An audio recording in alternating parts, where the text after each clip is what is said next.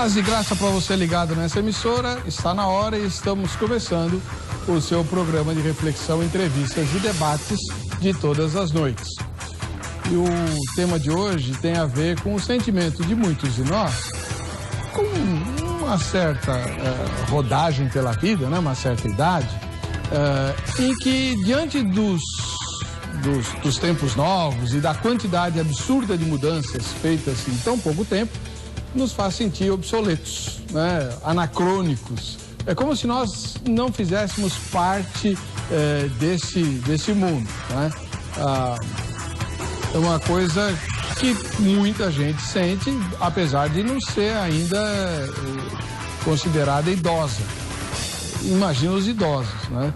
É um tempo muito diferente, em que, por exemplo, a coisa mais corriqueira no final do ano, na festa de Natal ou depois do Natal, são os netinhos e netinhas ensinando o vovô e vovó, quando não papai e mamãe, a usarem o celular, por exemplo, né? Isso, sei lá, 10 anos atrás seria impensável, inimaginável, mas acontece em praticamente todas as famílias de hoje. Eu usei apenas um exemplo. Existem muitas outras áreas da vida em que nós estamos nos sentindo obsoletos, inclusive nas áreas dos valores morais ou sentimentais, nas relações humanas. Tem um grande pensador contemporâneo que diz que tudo nesse nosso tempo virou fluido, inclusive as relações, elas são fluidas, elas não são feitas para durar nada, né? E nem para tomar forma, elas são como água. E aí? Como agir diante de um mundo em constante mudança sem ficar se sentindo tão ultrapassado ou tão inapropriado para aquele tempo? Tentar acompanhar as mudanças é óbvio que todo mundo faz, ou praticamente todas as pessoas. No entanto, não é tão simples nem tão fácil. E será mesmo absurdamente necessário? Só cito um exemplo. Quando eu comprei o meu primeiro videocassete, há um bom tempo atrás, eu gastei pelo menos uma semana estudando o manual de instruções daquele aparelho que deve ter sido elaborado por um engenheiro da NASA, e tão complexa que era a operação dele, principalmente quando você se preocupava em fazer a programação semanal de gravações, né? Ninguém mais faz isso hoje.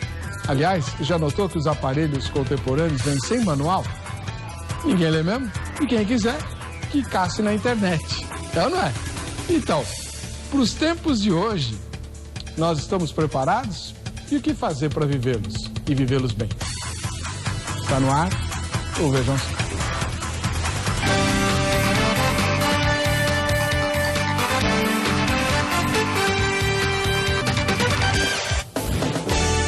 Olá, é com muita alegria que eu dou as boas-vindas a você em nome da Academia Teológica da Graça de Deus, a Agrade, que é quem patrocina o programa.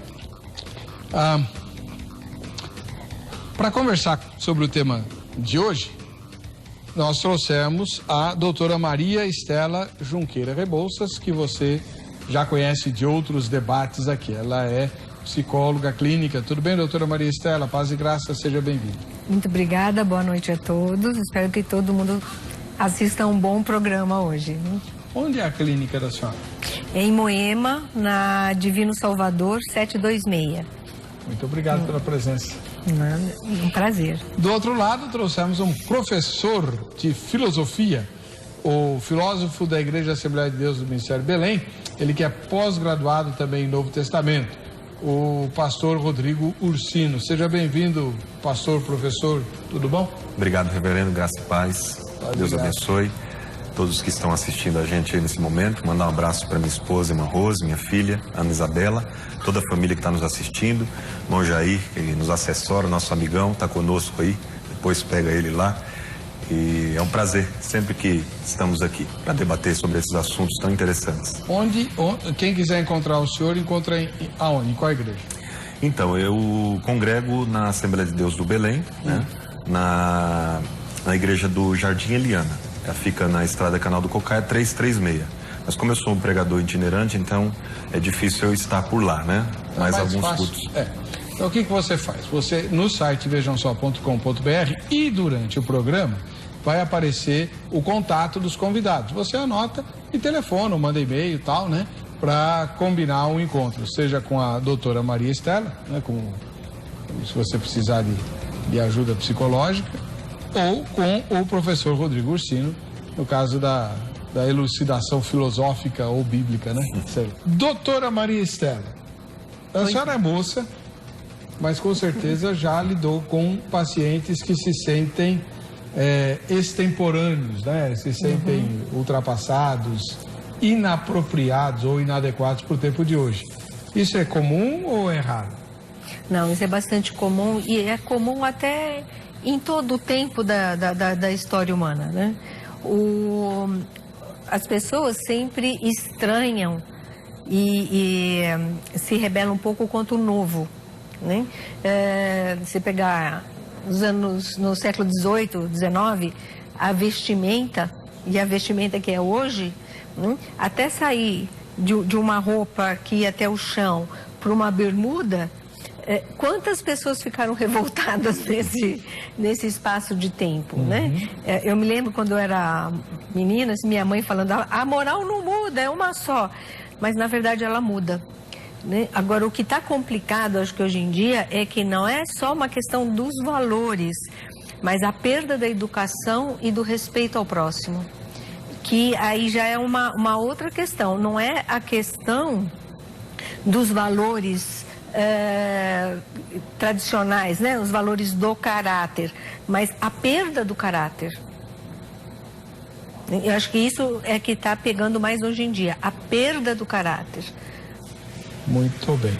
Pois eu queria abordar essa questão com a senhora sobre outro ângulo, mas antes eu queria ouvir o professor Rodrigo Ursino. Do ponto de vista da filosofia, sempre houve resistência ao novo? Por quê? Resistência sempre houve, reverendo. A questão é que a gente não consegue entender que a mudança é uma coisa da vida. A vida é movimento. Existe um filósofo, eu digo existe porque é vivo nos escritos, né? Chamado Heráclito, e ele dizia, é dele aquela famosa frase, que ninguém pode entrar no mesmo rio duas vezes. Porque quando você vai entrar no rio pela segunda vez, nem você é o mesmo, nem o rio é o mesmo. Portanto, a vida é movimento. Portanto, essa história de querer se batizar no Rio Jordão é besteira. Absolutamente. Então, essa questão, nesse sentido, a gente caminha visualizando que a mudança é uma coisa boa, uma coisa natural da vida. É claro que em alguns sentidos, né, os valores que vão mudando, né, e são vários os valores, né, nós temos valores éticos, valores morais, valores religiosos, valores espirituais, valores econômicos, talvez esse último, o mais conhecido de todos, né? Mas a mudança é algo natural, a vida é movimento, né? Tudo que para, tudo que estagna, morre, inclusive a água, né? A água parada é o que se chama no latim de má água. Água parada é má água, é a água má. Então a água em movimento é o que Jesus disse, né? Aquele que crê em mim, dentro de si vai correr um rio, uma fonte, vai brotar, ou seja, é água movimentada, né? Água viva na expressão teológica. Então a vida é movimento. Agora, é claro que é difícil. Quando a gente vai partir para uma mudança, a gente tenta resistir o máximo, porque toda mudança ela é perigosa. A princípio, toda mudança ela causa um pouco de estranheza e, portanto, a gente precisa ter uma visão mais ampliada a respeito disso. Aí entra a questão do pensamento filosófico, né? O pensamento filosófico, nós temos uma expressão chamada atitude filosófica. O que é uma atitude filosófica? É quando eu paro para raciocinar coisas que eu fazia, que eu praticava sem pensar. E agora eu tenho um pensamento crítico. E esse pensamento crítico vai me deslocar e vai me fazer enxergar a realidade diferente da forma que eu enxergava ela antes.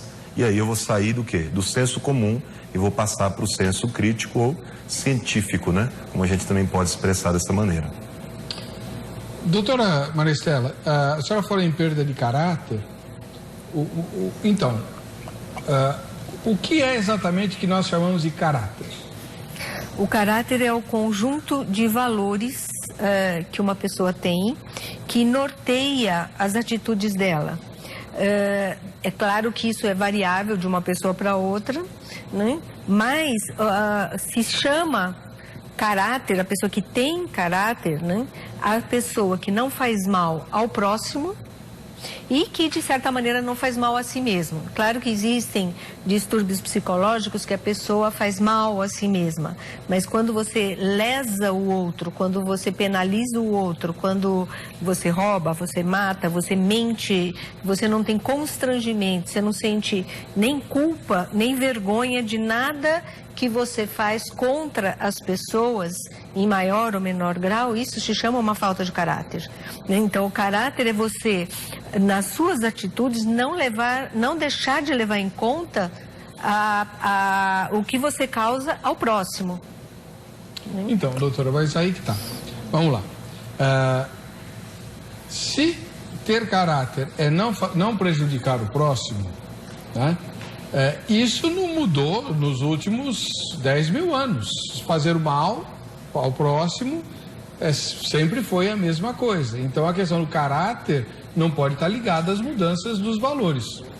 De certa forma está sim, porque quando você retira todos os limites de uma criança, que está acontecendo isso muito agora.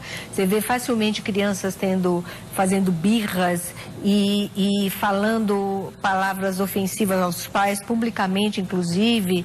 E eu vi uma cena numa loja que a minha vontade, sinceramente, era bater no pai.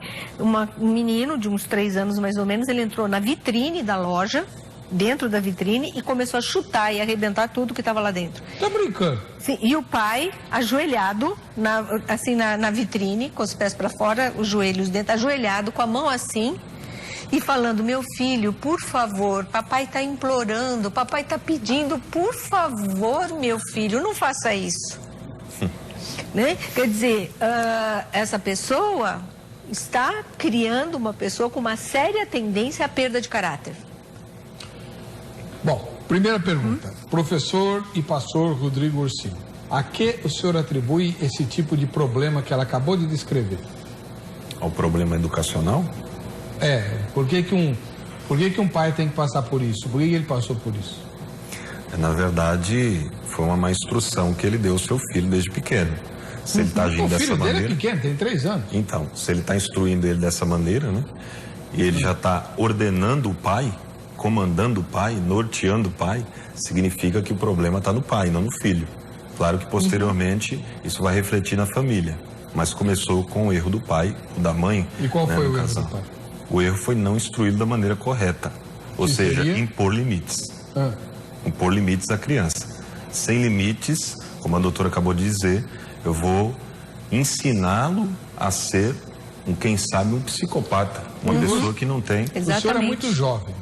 Mas o senhor tem conhecimento de quem foi o primeiro grupo a defender a retirada de todos os limites na educação? Pelo menos aqui no Brasil? Não me lembro. Foram os psicólogos, a culpa é dela. Nem todos, eu tô fora. Foram. Eu me lembro de uma capa da revista Veja. Eu pensei que você estava falando de um grupo específico. Eu sabia que ia sobrar para mim. Tem uma capa da revista Veja, né, de alguns anos atrás, em que é muito interessante. A capa dizia assim: a maior revolução da psicologia, 2 pontos, a palavra não. A senhora não lembra disso? Então teve um tempo, foi nos anos 70, em que os psicólogos diziam: não, se os pais dizem não para os filhos... estão traumatizando, estão frustrando, palavra mais forte, cerceando, castrando a criatividade. E tem que castrar mesmo. Mas eles falavam que não podia. É que, assim, isso foi uma escola de alguns, tá? Que eu não pertenço a essa classe, que fique muito claro. Democracia relativa, ditadura quase absoluta.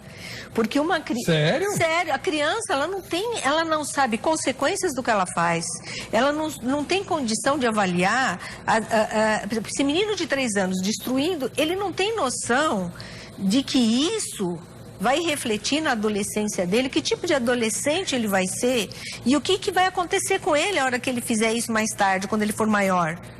Porque se com 3 ele já faz isso, com 6, o que ele está... Com adolescente, ele não tolera frustração, ele não respeita nenhuma autoridade, ele acredita que ele é o senhor portentor do poder sobre todas as coisas e todas as pessoas.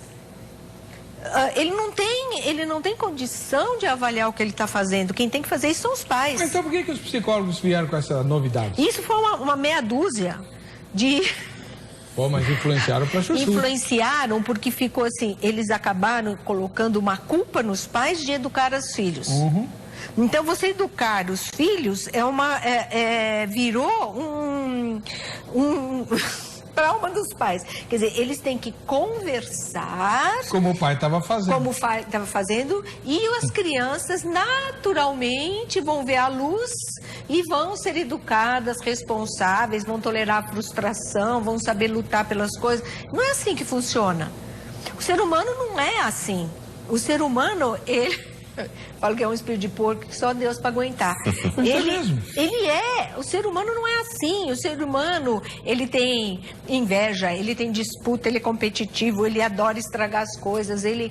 O ser humano não é bonzinho, ele não é essa... Tem um teólogo que fala que o homem é... Como é que é? A imagem de Deus montada num porco. É um anjo de Deus montado num porco. Thomas Hobbes dizia que o homem é o lobo do homem, né? Não, sem dúvida alguma. Mas a culpa foi dos psicólogos. Não, mas veja bem, as pessoas todas também, porque foi uma meia dúzia, as pessoas também tinham como refletir sobre isso. É que o que acontecia? Antes, né, eu lembro da minha infância, tudo, o limite era severo e era dado sem amor, era dado só com autoridade. O que fizeram? Tiraram o limite e encheram de amor. Isso você cria um monte de psicopata. Porque o que faltou? Manter os limites onde estavam, mas dá-los com amor. E dá-los com amor é dizer não, e não é não mesmo. Não é um não que a criança escolhe se ela vai obedecer ou não. Esse menino de 3 anos, ele já começou a mandar nos pais recém-nascido. Né? Eu estava vendo uma reportagem, não me lembro que canal, ontem, de uma mãe falando que ela achava errado você dar qualquer tipo de frustração para um filho. Como é que esse filho... A vida não é assim. Então, ela dormia com um bebê, ela teve outro bebê, ela pôs esse outro bebê na cama dela, tirou o outro, o casamento acabou, não sei se...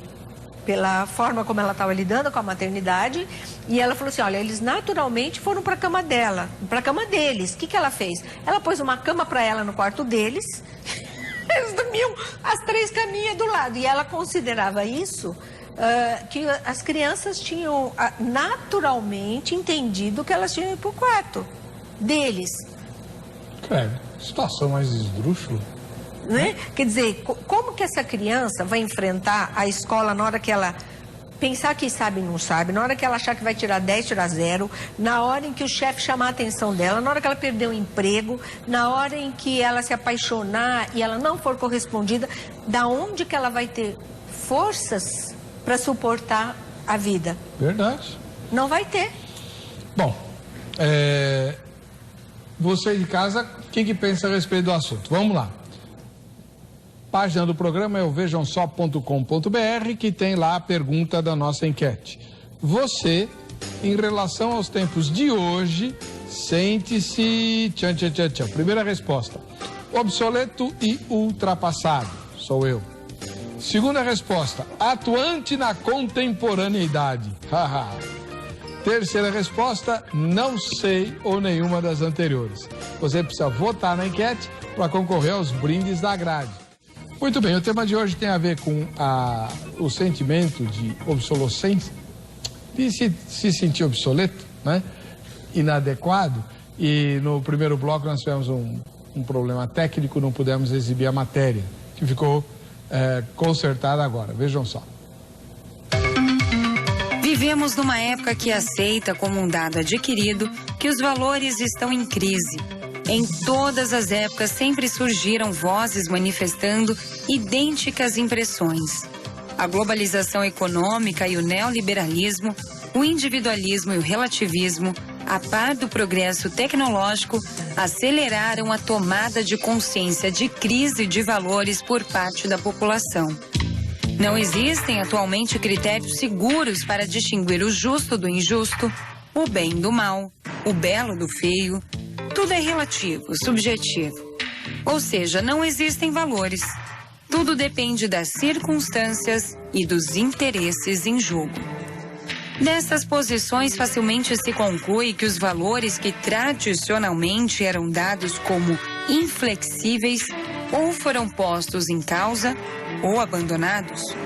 As principais causas para a crise de valores são a desvalorização da tradição, a crise na instituição familiar, modificações de ordem material nos aspectos tecnológico e científico e menor peso dos bons costumes e da cultura popular na sociedade moderna. A sociedade hoje em dia tornou-se mais aberta e plural, mais intercultural, assumindo melhor as diferenças, mas também tornando-se mais insegura, violenta, tendendo para a repressão e até para o individualismo egoísta e esvaziado de valores de relações interpessoais. Hoje em dia, as redes sociais estão transformando a vida do mundo. Nunca foi tão fácil observar e entender que vivemos num mundo sistemático. O mundo quer se conhecer, trocar ideias, estar conectado, participar de tudo, ter protagonismo. Enfim, o mundo quer ser autor do próprio mundo. Mas até que ponto isso conduz a humanidade para um vazio de valores? Você acha obsoleto ou foram os valores que mudaram mesmo? Esse é o tema do programa Vejam Só de hoje. Tá aí uma boa pergunta, né? Você se acha obsoleto?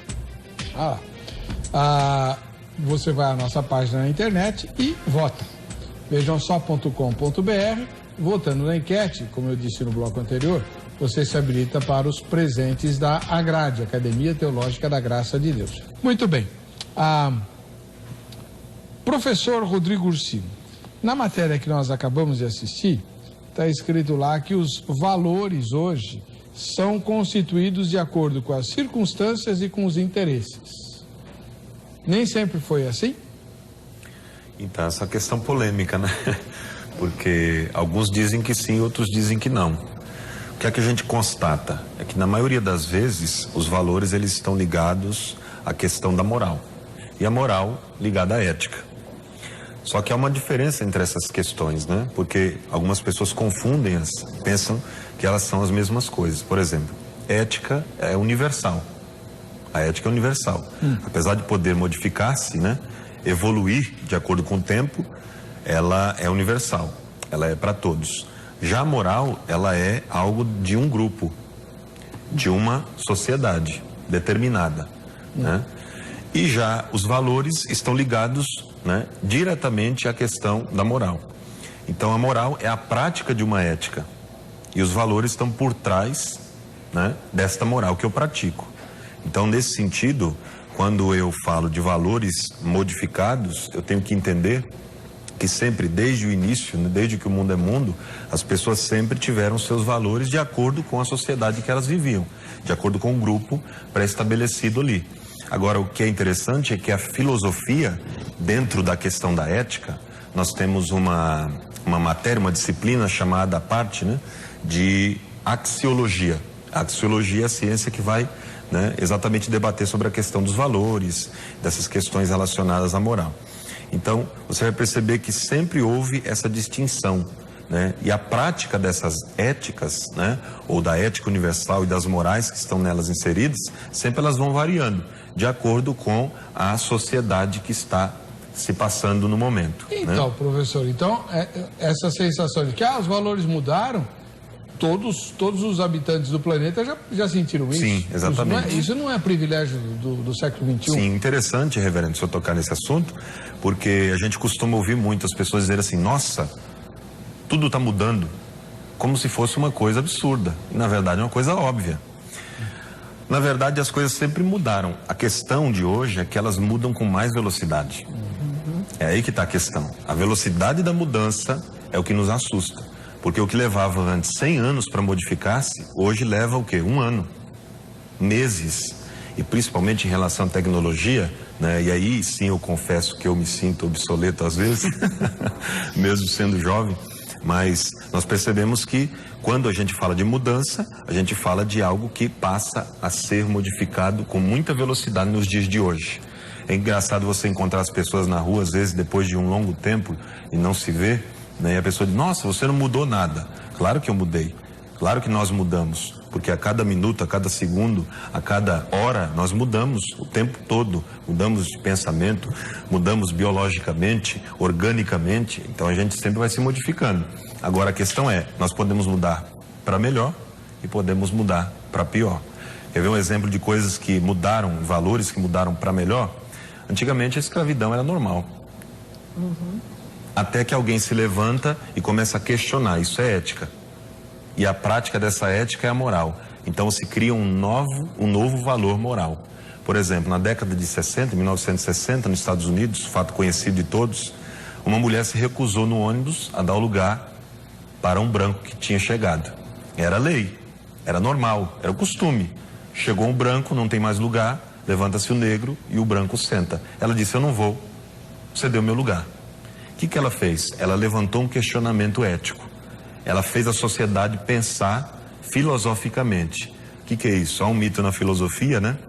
Quando a gente está ensinando, principalmente para jovens, filosofia, eles sempre costumam dizer assim, quando é perguntado, o que vocês acham da filosofia? Aí o jovem diz assim, acho que filosofia é psor. Ele chama de psor, né?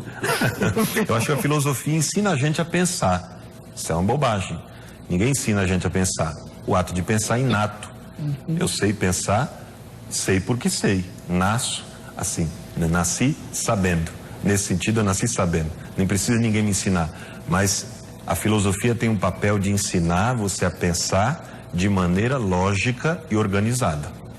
Então, nesse sentido, a filosofia tem um papel fundamental. Não só ela, mas ela principalmente. Porque ela vai fazer a pessoa refletir o que se fazia antes, o que se praticava antes, sem refletir-se.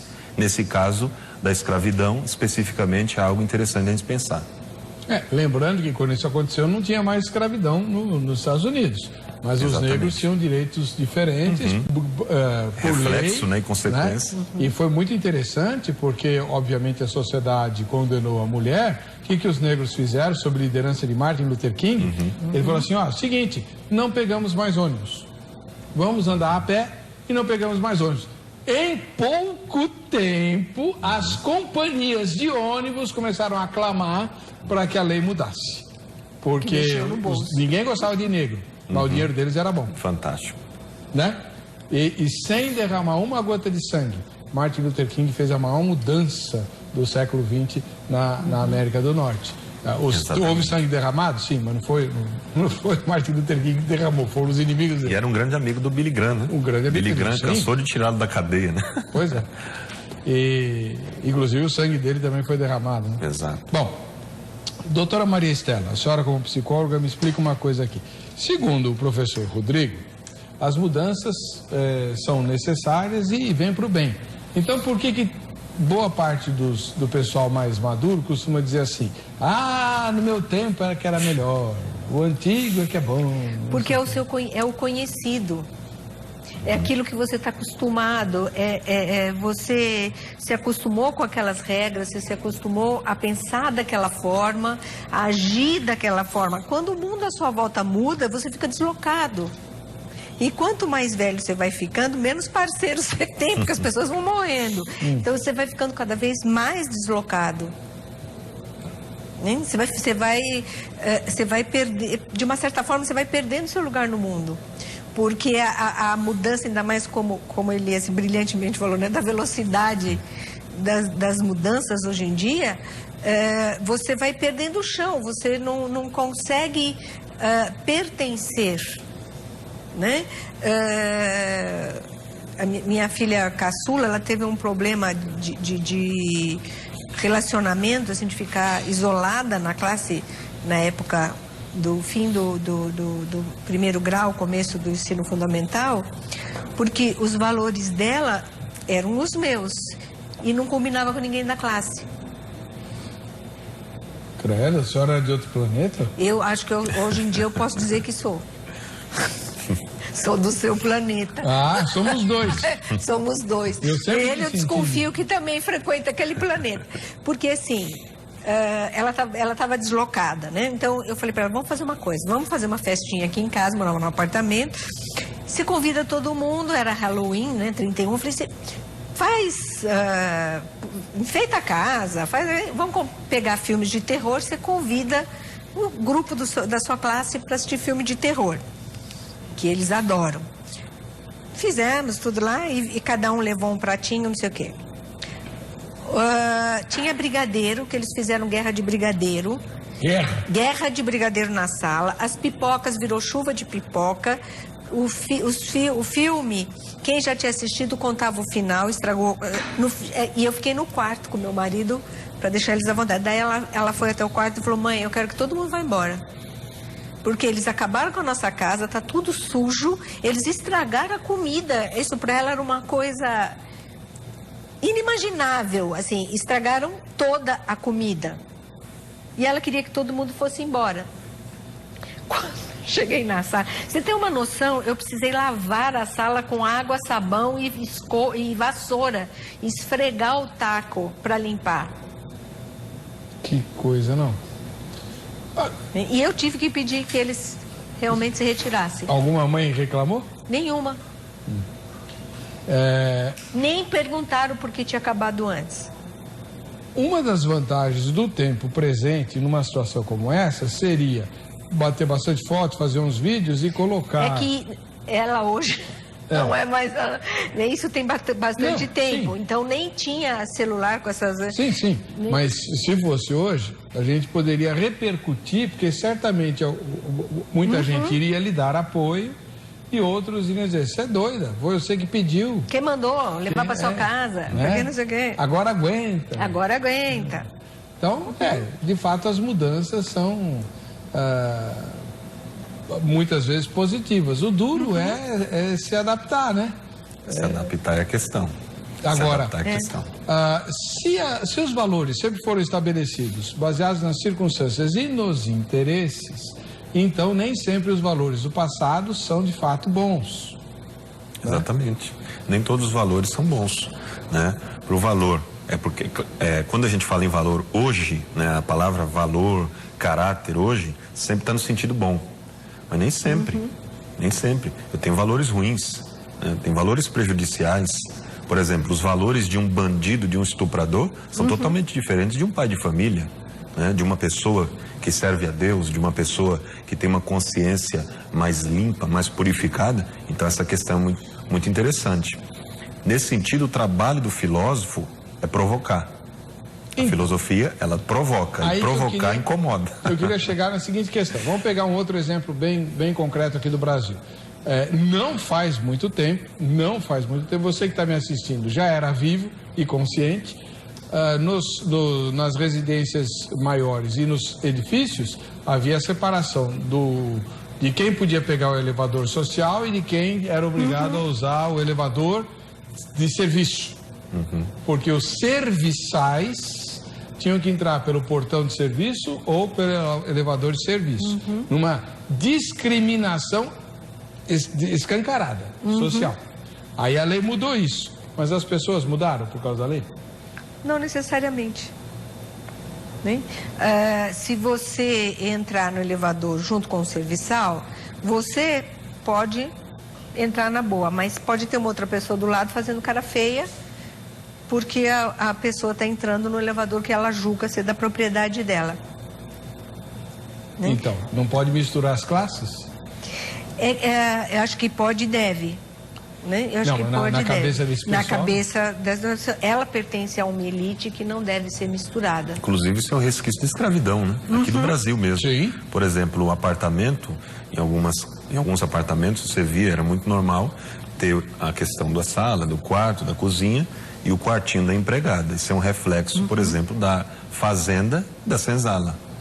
E aí você vê situações em que o patrão se relaciona com a empregada e tem filhos junto com ela, traindo assim a sua esposa e vice-versa. Isso acontecia na época da escravidão, né? Os senhores brancos tinham relações com as escravas, nasciam filhos e eles conviviam entre eles, né? Os filhos dos escravos junto com os filhos do patrão e ninguém sabia de quem era de quem e aquela bagunça toda.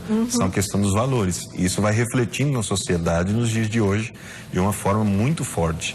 Aí essas leis vêm no sentido de quê? De arrancar essa consciência da pessoa, de tirar esse preconceito, né, vamos assim dizer, a palavra da moda hoje é preconceito, para tirar esse preconceito que está incutido na mente da pessoa. Só que é difícil, porque a mudança ela leva um pouco de tempo, nesse sentido. Especialmente aquele que tem que abrir mão de alguma coisa. Você está acostumado a você é elite, para você todo mundo abrir a porta, para você é o bacana. Aí você é igual a todo mundo, você vai espernear.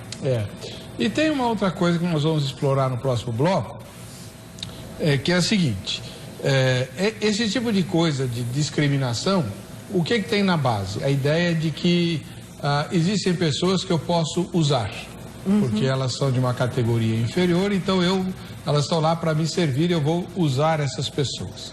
Tá bom, a lei acabou com essa possibilidade, mas aí você falou de ética, né? Essa coisa de ninguém é de ninguém e não precisa esperar o casamento para dormir com a pessoa e tal, não é a mesma coisa, você não está usando os outros. No próximo bloco a gente vai explorar esse tipo de coisa. Olha, o Walter Cardoso, ele mora em Carapicuíba, na Grande São Paulo. Creio que valores nunca mudam, mas no entanto podem ser ignorados. E é justamente isso que está acontecendo nos dias atuais. Um dos grandes culpados disso são as emissoras de televisão que têm propagado ensinamentos nocivos à população, pervertendo aquilo que é de boa índole e de boa fama. Valores como honra, respeito, patriotismo, justiça, piedade, misericórdia, contentamento, amor fraternal, etc., já não encontram lugar nas programações de TV. O que vemos hoje na televisão assustaria todos os nossos avós, se estivessem vivos hoje. O ministério de Jesus Cristo aqui na Terra foi praticamente de ensinamentos, provando que no ensinamento está a base de uma sociedade forte e respeitada. Ele fala que os valores não mudam, né? Mas eles podem ser ignorados. Professor Ursino, muda ou não muda? Muda. Muda porque nós mudamos e eles estão inseridos em nós. Então, todas as vezes que nós mudamos, os valores junto conosco mudam também. Eu acho que é bom a gente ressaltar isso, pastor. Porque, por exemplo, porque os valores da Bíblia são eternos. Espera lá, vamos devagar. Se você pegar o livro de Gênesis, por exemplo, né? Jacó teve 4 mulheres. 2, o pai delas que deu. Elas não foram nem sequer consultadas. Aliás, o pai fez uma tramóia lá, porque o noivo queria a mais nova, mas ele enganou o noivo para ele ficar com a mais velha. Porque onde já se viu, né? A moça estava encalhada lá, aí casa a mais nova e a mais velha vai ficar mais humilhada ainda, né? Pelos valores que você disse aí que não mudam, pelos valores daquela época, as servas destas moças também vinham no pacote. Jacó ficou com 4 mulheres, teve filhos com as 4, que são a origem das 12 tribos de Israel. E aí? Esse valor mudou? É muito interessante o senhor ter levantado essa questão, reverendo, porque a gente não pode cair no erro de cometer um anacronismo, ou seja, interpretar os fatos fora do seu tempo. É o que mais se faz. Quando eu estou ensinando em sala de aula, eu costumo falar isso na matéria de interpretação bíblica. Por exemplo, o senhor citou aí Gênesis. A gente volta à questão dos sacrifícios, por exemplo, do Êxodo, de Levíticos, de Números. Quando a gente pega a questão dos sacrifícios, na época era algo absolutamente normal. A gente fala de sacrifício de animais hoje, as pessoas ficam horrorizadas. Mas por que fazia isso com o bichinho, tadinho do animal? Que culpa ele tinha? Por que ele tinha que morrer no lugar daquele que errou? Então isso é uma reflexão de hoje, não era a reflexão da época. Animal naquela época só servia ao dono. Para quê? Para poder arar a terra, para poder protegê-lo, para poder trazer alimentação a ele e também adoração aos seus deuses, no caso bíblico, ao Deus de Israel. Então, quando eu cometo esse anacronismo, eu vou interpretar os fatos da maneira correta, ou melhor, incorreta. Se eu interpreto eles dentro do seu contexto, aí sim eu vou ter a interpretação que deve ser tida. Então, mas os valores que nortearam o casamento de Jacó estão na Bíblia e mudaram completamente. Mudaram. Ninguém mais pode praticar esse tipo de coisa. Tá na Bíblia. Muita calma nessa hora. Opa, vamos devagar aí, né? Nem tudo que está na Bíblia é para ser praticado. Pois As é. pessoas costumam dizer assim, mas está na Bíblia. É. Sim, lógico, tem muita coisa que está na Bíblia, mentira está na Bíblia, adultério está na Bíblia, o homicídio está na Bíblia. Não significa que não implica que eu devo fazê-lo, exatamente. Cleverson Pereira do Vale. Ô, pastor, faz tempo que o senhor não vem, hein, pastor? Ele mora lá em Arthur Nogueira, no interior de São Paulo. Linda cidade, preguei na igreja dele, uma igreja viva. Tenho plena e absoluta certeza de que não fiquei obsoleto. O que acontece é que os valores mudaram. Infelizmente, aquilo que era errado no passado, hoje não é mais. Vivemos na pós-modernidade e uma das características do pós-modernismo é a secularização, onde relativizam tudo. Como cristãos, devemos preservar os valores que nossos pais nos deixaram, não abrir mão de convicções e princípios bíblicos. Se suas filhas... A senhora tem uma filha? 3. 3 filhas. 3 filhas? E uma neta. Barbaridade. Seu esposo, coitado, 4 mulheres dentro de casa? Verdade? Verdade. Então, se Minha suas... neta vai fazer 17 agora. Se suas filhas e sua neta reproduzirem aquilo que a senhora ensinou, elas serão obsoletas no mundo delas? Olha, de certa forma, elas chegaram a ser consideradas obsoletas, né? Eu sempre falo que Deus ajudou bastante, porque é tudo alérgico, então não pode fumar, não pode cheirar, entendeu? Porque passa mal, porque morre, porque, né? Então, assim, é tudo careta, graças ao... Se não for, morre. Então, se não for a educação, foi a genética. E as minhas 2 mais velhas estavam numa turma, conversando, não sei o quê, e aí ofereceram maconha para uma. Ela falou, não, muito obrigado. Aí falou, você só falta agora dizer que você é irmã dela, né? Ela falou, eu sou irmã dela. Eu falei, mas o que a sua mãe faz? Lavagem cerebral? Já achavam estranho. É muito estranho. Onde já se viu alguém não querer fumar maconha, né? Ou seja, os valores mudaram. Os valores tem a dó, né? O que eu vejo como muito preocupante é o seguinte: eu percebo pais novos, né? Os pais dos adolescentes de hoje, eles têm uma visão romântica e estúpida da vida. Cuidado, seu filho está bebendo cerveja. Isso é coisa de jovem, né? Olha, ele está fumando maconha. Isso é coisa de jovem, passa com a juventude. Como se as drogas de hoje fossem as bobeiras da nossa época, né? Que era Cuba Libre, olhe lá, né? Uma Cuba Libre, olhe lá. Cheia de Coca-Cola com muito pouco rum. Tem um colunista na Folha de São Paulo, né?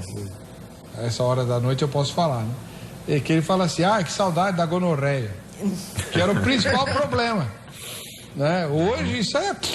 Né? Hoje o sujeito perde a vida, né? Perde toda a qualidade de vida dele das próximas décadas por um descuido só, um único.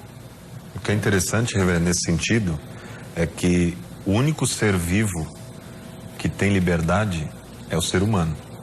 Os animais não são livres. Às vezes a gente olha para um pássaro, ele está voando nos céus, a gente, nossa, eu queria ser livre como esse pássaro. Ele não é livre, ele não pode deixar de não voar. Nós podemos escolher. E essa capacidade de escolha, ela é muito importante. Existe um filósofo francês que ele dizia o seguinte, da linha existencialista, o Jean-Paul Sartre. Ele dizia, o homem está condenado a ser livre. Parece um paradoxo, né?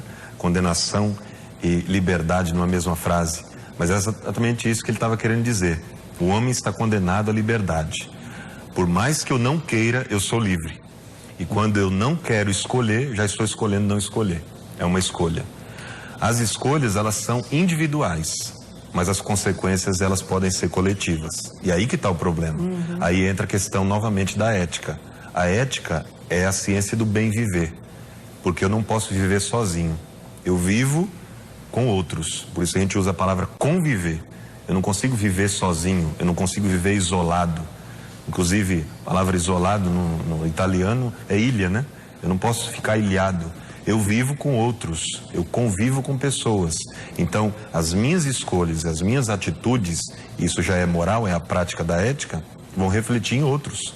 Por isso que eu tenho que me policiar. Eu não posso fazer tudo aquilo que me vem à cabeça só porque eu sou livre, só porque eu tenho liberdade, que eu vou pagar pelo que eu faço. Mas diante do que o irmão está falando, vamos pôr em pauta aquilo que eu anunciei no bloco anterior. Se no passado eu podia usar os serviçais, se fossem eles escravos ou empregados, na cabeça do patrão era tudo a mesma coisa, né? Então eu usava as pessoas, hoje não posso mais, que a lei proíbe, mas quando a gente fica com os outros, nós não estamos usando as pessoas? Não é a mesma coisa? O ficar, sim, é um uso até, uma amiga hoje estava até comentando, né, que ela viu uma cena, uma garota adolescente no celular ali, clicando com todo mundo, e um outro adolescente beijando ela toda, e ela não estava nem vendo. Ela não estava nem prestando atenção, né? Ele podia estar usando, mas ela não estava nem sequer se sentindo usada.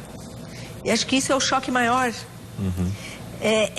Quando você até perde a capacidade de perceber que você está sendo usado e convive com isso numa banalização absurda, né? Não há nem sequer a consciência do uso.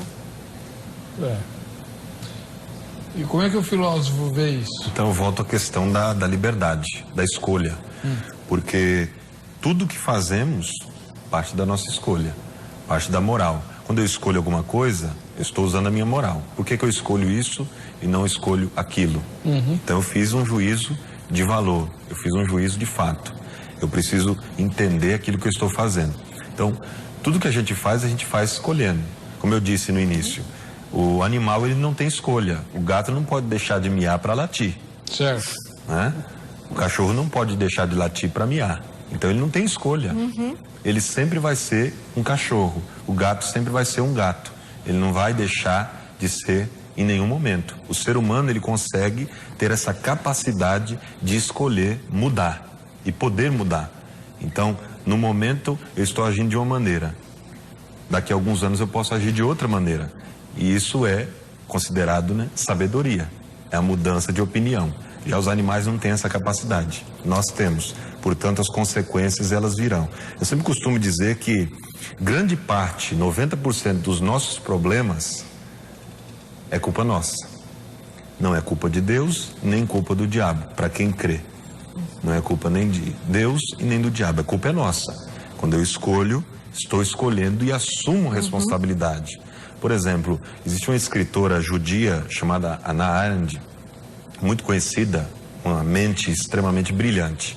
E ela escreve sobre o julgamento de Eichmann, um livro muito interessante, onde ela vai falar exatamente dessa questão da liberdade. Porque na época do nazismo, Hitler e suas tropas usavam os próprios judeus para matarem os judeus. E aí, em um julgamento, se pergunta para alguns desses, né, que mataram outros. Disseram, mas por que você matou o próximo? Alguns deles respondiam, eu fiz porque eu não tive escolha. Se eu não matasse, me matariam. Mas ele está mentindo. Escolha, né? Ele poderia escolher não matar e morrer. Era uma escolha que cabia a ele. Quando ele matou, ele escolheu matar. Então essa questão é muito interessante. Na sociedade de hoje, a gente costuma viver isso. Ah, mas eu não tive escolha. A gente sempre tem escolha. Essa é a questão. A gente sempre vai ter escolha. E vai depender de mim. Querer escolher uma coisa em detrimento à outra. Isso é muito interessante. O Tadeu de Araújo, ele mora em Maceió, nas Alagoas. A meu ver, os valores nunca mudaram e não mudarão. Agora, quanto à conduta de muitos cidadãos, com o surgimento da famosa engenharia social, com o apoio de figuras do meio de comunicação e também dos três poderes da República, que deveriam ter vergonha, querem impor-nos goela abaixo a inversão de valores. Em relação aos que assim procedem, não faço questão de estar obsoleto. A Bíblia Sagrada é, apesar das muitas imperfeições que possuo, a minha regra de fé e prática. Trata-se de ponto pacífico. Tá bem. Daniel de Goiânia, em Goiás. A modernidade que estamos inseridos implanta inovações sem que possamos ter opção em adequar por afinidade de gosto e funcionalidade, como no caso da tecnologia, tendo que estar atualizados dentro dos recursos tecnológicos de ponta. Outro aspecto de relevância são os valores morais, que apesar do tempo e a evolução do mundo, são os mesmos. Mesmo que o cristão, por seguir os mandamentos da lei de Deus, seja observado como quadrado, em não se curvar aos caprichos dos que não se esforçam em seguir a palavra de Jesus, tendo como ultrapassado o que não é coerente, por haver um mérito em seguir o que é certo. Não se muda quem não é cristão. Não se muda. Quem não é cristão é que precisa mudar na verdade que liberta, né? Luiz Carlos Razora, da Praia Grande. Creio que não fiquei obsoleto. No mundo de hoje há sempre inovações no modo de ser, de se viver acompanhando o modismo criado pela própria sociedade. Quem vive na carne acompanha esse modismo, de outra forma se sentiria ultrapassados. Quem anda no espírito não acompanha o ritmo desse mundo. A sua inovação acontece a todo dia na palavra de Deus. Escrito está, novas são cada manhã. E novas são cada manhã, diz a Bíblia, né? As misericórdias do Senhor. Grande é a tua fidelidade. Lamentações 3:23. O pastor Edson Gomes da Silva, lá de Mesquita, no Rio de Janeiro. O cristão é um quadrado ou ultrapassado. Mas o consolo é que a cidade santa é quadrada. E só os quadrados poderão acomodar-se nela. Arrumar uma carga de tijolos é muito fácil, mas uma carga de bolas é muito difícil. Ai. Cleiton Vilas Boas Miguel, de Franca, em São Paulo. O relativismo moral solapa o mundo pós-moderno, já que o homem, com base na cosmovisão materialista e existencialista, tende a pôr o errado em lugar do certo. A consequência tem sido a destruição dos valores espirituais e morais, levando ao afastamento de Deus. Portanto, acho que nós, cristãos, a fim de dar o exemplo, devemos viver não de acordo com os preceitos humanistas, mas com a vontade de Deus, que é absoluta, imutável e universal. Agora, o desafio é fazer isso sem parar no tempo, né? A senhora conhece lá as comunidades Amish, Quaker, o pessoal que parou no século XVI? Conheço. E aí, eles são obsoletos. Eles são obsoletos, mas eles são fiéis à opção deles. Eles fizeram a escolha, né? É como aliás, eu estou amando tudo que você está falando. Obrigado. Sempre se tem a escolha, e você pode escolher ficar parado no tempo. É um direito seu. Isso, mas assuma as consequências, necessariamente... Isso não é necessariamente nocivo, né? Eles fazem a comunidade deles, vivem segundo as regras do século XVI. Estão todos felizes? É o que importa. Eles não estão ferindo ninguém, não estão atrapalhando a vida de ninguém. Eles se reconhecem naquele ambiente, eles se sentem bem naquelas normas. Está perfeito, isso é felicidade. É que o novo vem como uma espécie de ditadura, né? Inclusive em Israel, acho que o reverendo conhece bem, me fugiu agora o nome, as comunidades de judeus que vivem como na época bíblica, né? Eles ficam isolados da sociedade e eles vivem sem energia elétrica, sem tecnologia moderna, e eles vivem tranquilamente. Os também, os Amish. Exatamente. Eles são, aliás, herdeiros dessa visão. Da mesma linha. Nossa repórter perguntou sobre o tema de hoje. Vejam só as respostas. Você se acha uma pessoa bem tradicional, bem antiga, obsoleta, ou você acha que hoje em dia os valores mudaram muito? Eu acho que hoje em dia mudou bastante. Eu acho que hoje em dia está voltado mais para a mídia. Ou você está na mídia, se você não souber do assunto que está atualizado, você não conversa. Ou numa roda de amigos, se você não souber do que está passando na TV, você fica sem assunto. Fica todo mundo conversando e você sem assunto. Então, acho que tem que interagir, tem que buscar informação para estar dentro da conversa, até mesmo com os amigos. Eu acho que eu sou uma pessoa bem tradicional. Acho que cada um tem sua opinião, seu modo de agir, seu modo de ser, seu modo de pensar. Não sou de julgar ninguém. Acho que tudo tem um porquê. Eu sou uma pessoa bem século XXI mesmo. Se eu for casada, quando eu vou querer casar, mas eu vou ficar em casa, meu marido tem que me bancar e sustentar meu filho. Na minha parte, eu já fui casado, então eu sou meio que tradicional. Ainda gosto das coisas como antigamente. Você dizer que mulher não tem que trabalhar, mulher tinha que ficar em casa. Mas como o mundo mudou, então seria meio que dividido mesmo. Ficou até um pouco melhor. Pelo menos a mulher não fica presa sempre dentro de casa. A mulher hoje em dia não tem mais aquela coisa de ficar em casa, de cozinhar, de passar e ficar dentro de casa. Então mudou bastante. Hoje a mulher, na verdade, tem uns tipos de mulher que faz até papel de homem, né? Então eu não acredito mais nesse lado tradicional. Mudaram muito, mas eu acho que isso aí vai de pessoa para pessoa, né? Eu acho que assim, quem tem os seus valores, eles não vai mudar independente de ter uma tradição ou não. Isso eu acho que vai de personalidade, de caráter de cada um. Então é assim, independente de ter um avanço de tecnologia, avanço em todos os sentidos, a pessoa, quando ela tem algo com ela não vai mudar. Ela pode se adaptar, mas mudar o caráter que ela tem, ela não muda, não. Muito bem, tá aí, né? Quer acrescentar alguma coisa, doutor?